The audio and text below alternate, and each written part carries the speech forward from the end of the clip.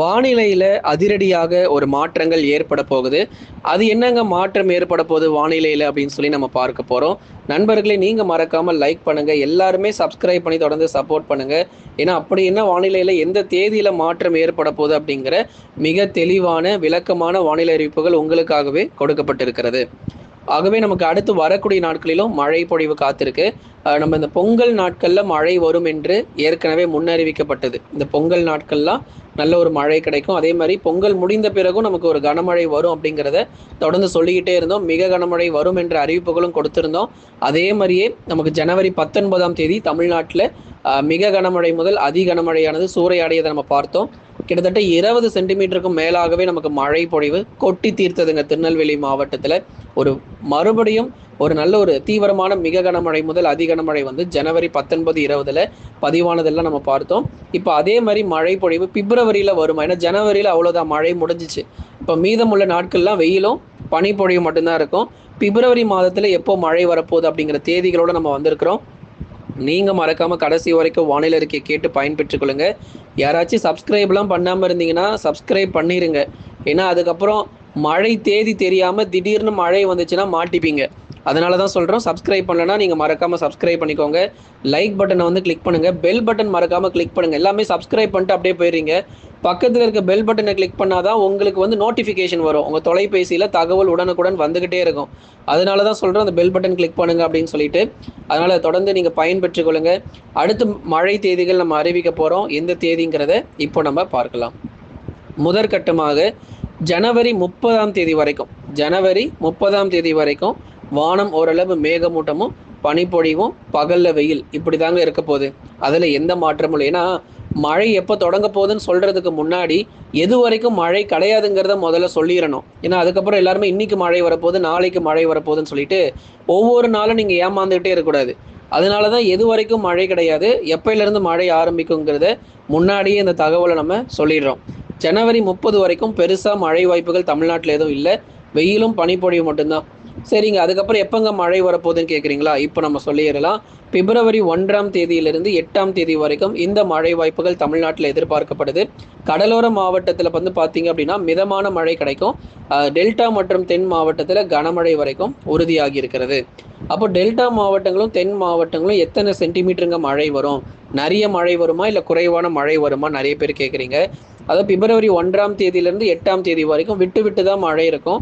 நாள் முழுவதும் கனமழைங்கிறது கிடையாது. கொஞ்ச நேரம் நமக்கு மிதமான மழை அல்லது கனமழை பதிவாகிட்டு ஓய்வு கொடுத்துரும். சும்மா ஒரு மணி நேரம் அல்லது அரை மணி நேரம் வரைக்கும் பரவலாக மழை தீவிரங்கள் ஏற்படலாம் பிப்ரவரி முதல் வாரத்தில். எதனால இந்த மழை பொழிவு இப்போ வந்துகிட்டு இருக்கு அப்படின்னு நிறைய பேர் கேட்டிருந்தீங்க. கண்டிப்பாக அதற்கான பதிலை நம்ம சொல்கிறோம். ஏன்னா இப்போ வந்து கனமழை பொறுத்த வரைக்கும் டெல்டா மாவட்டங்கள் மற்றும் தென் மாவட்டங்கள் இந்த இரண்டு பகுதிகளினுடைய கடலோர பகுதிகளில் தான் நல்ல ஒரு மழை வாய்ப்புகள் அதிகமாக இருக்கிறதே தவிர மற்றபடி வந்து உள் மாவட்டங்களாக அதிகமாக இருக்க போறதில்லை. எதன் காரணமாக இந்த கடலோரத்தில் மழை வருகிறது, அதுவும் டெல்டா மற்றும் தென் கடலோரத்தில் எதனால மழை வருதுன்னா காற்று திசை மாற்றம் இனி வரும் நாட்களில் ஏற்படும். குறிப்பாக அந்த பிப்ரவரி 15ஆம் தேதி தாண்டிடுச்சு அப்படின்னாலே கொஞ்சம் கொஞ்சமாக அந்த காற்றின் திசை மாற்றம் ஏற்படும். வடகிழக்கிலிருந்து வீசி கொண்டிருக்கிற அந்த காற்றுடைய திசை பொறுத்த வரைக்கும் அந்த மாற்றம் ஏற்படுகிறதன் காரணமாக தொடர்ந்து கடலோரத்தில் மட்டும் மேக குவிதல்கள் ஏற்பட்டு அந்த மழை பொழிவு அப்படிங்கிறது நிச்சயமாக இருக்கும். ஏன்னா அந்த விண்ட் டைரக்ஷன் சொல்லக்கூடிய அந்த காற்று திசை நிச்சயமாக இனி அடுத்து வரக்கூடிய நாட்களில் ஏற்பட போகுது. அதுக்கப்புறம் மார்ச் மற்றும் ஏப்ரல் மாதங்களும் புயல் சின்னங்கள் வங்கக்கடலில் உருவாகலாம். ஆனால் தமிழ்நாட்டுக்கு பெருசாக பாதிப்பு இருக்காது. இருந்தாலும் அந்த பங்களாதேஷ் போன்ற பகுதிகள், மேற்கு வங்கம், பங்களாதேஷ் போன்ற பகுதிகளில் நிறைய இடங்கள், அந்த பகுதிகள் முழுவதுமாக குறிப்பாக வெஸ்ட் பெங்கால் என்று சொல்லக்கூடிய இடங்களிலும் நல்ல ஒரு தீவிர மழை பொழிவு இருக்கும். மியான்மர் பகுதிகளுக்கு, அதுக்கப்புறம் ஒரிசா, அசாம் போன்ற பகுதிகள் இங்கெல்லாம் வந்து நல்ல ஒரு சிறப்பான மழை கொடுக்குற அளவுக்கு இந்த வருஷம் ஏப்ரல் மாதங்களில் நிறைய ஒரு புயல் சின்னங்கள் உருவாகி தொடர்ந்து வடக்கு மற்றும் வடகிழக்கு திசை நோக்கி நகர்ந்து அந்த பகுதிகளில் நிறைய மழை பொழிவை கொடுக்க போகுது. இதனால தமிழ்நாட்டுக்கு ஏதாவது மழை வருமாங்கிறதையும் வரக்கூடிய நாட்கள் உங்களுக்கு சொல்கிறோம். தற்போதைய நிலவரப்படி பிப்ரவரி முதல் வாரத்தில் டெல்டா மற்றும் தென் மாவட்டங்களில் மிதமான மழை மற்றும் ஒரு சில இடத்தில் கனமழையாக பதிவாக போகுது.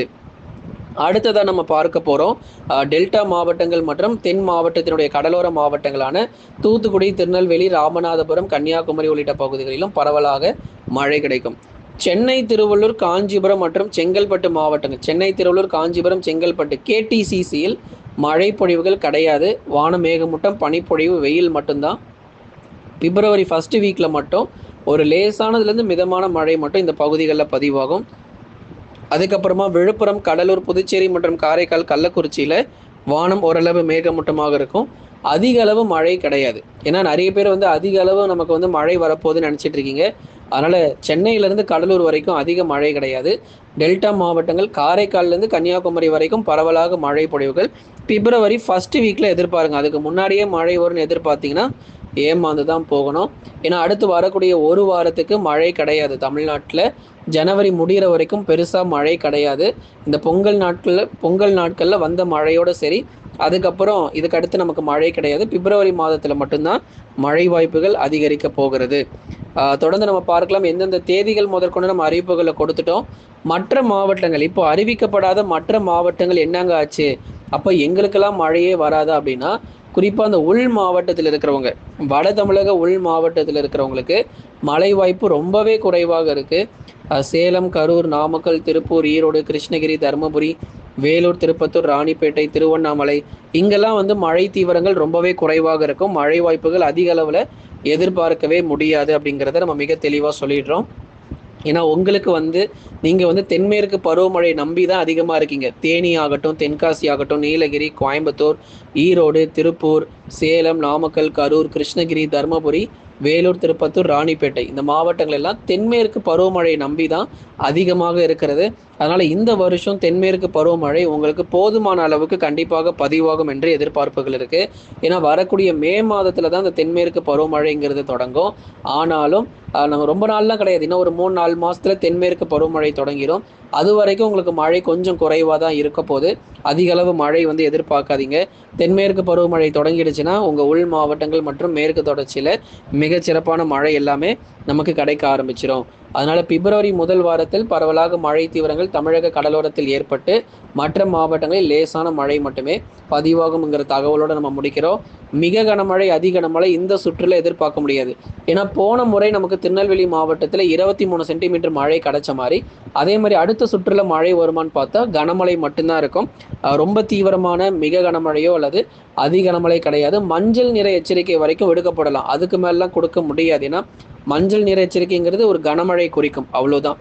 அது வரைக்கும் நம்ம கொடுக்கலாம், அதற்கு மேலே நமக்கு மழை பொழிவுகளும் இருக்க போகிறது கிடையாது நண்பர்களே. தொடர்ந்து எல்லாருமே நீங்கள் சப்ஸ்கிரைப் பண்ணி வச்சுக்கோங்க.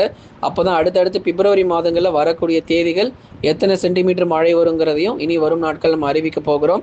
தொடர்ந்து ஒவ்வொரு நாளும் நீங்கள் வானிலை அறிக்கையை கேட்டால் மட்டும்தான் நீங்கள் பயன்பெற்றுக் கொள்ள முடியும். ஏன்னா தினந்தோறும் வானிலையில் மாற்றம் ஏற்பட்டு இருக்கிறது. அடுத்தடுத்து வரக்கூடிய நாட்களிலும் நிறைய மாற்றங்கள் ஏற்படும். ஏன்னா வடகிழக்கு பருவமழை முடிஞ்சிருச்சு. இனிமேல் நமக்கு வானிலையில் நிறைய மாற்றங்கள் ஏற்படுங்கிறதுனால சற்றே கவனமாக இருக்கணும் அப்படிங்கிறதையும் நம்ம சொல்லிடுறோம்.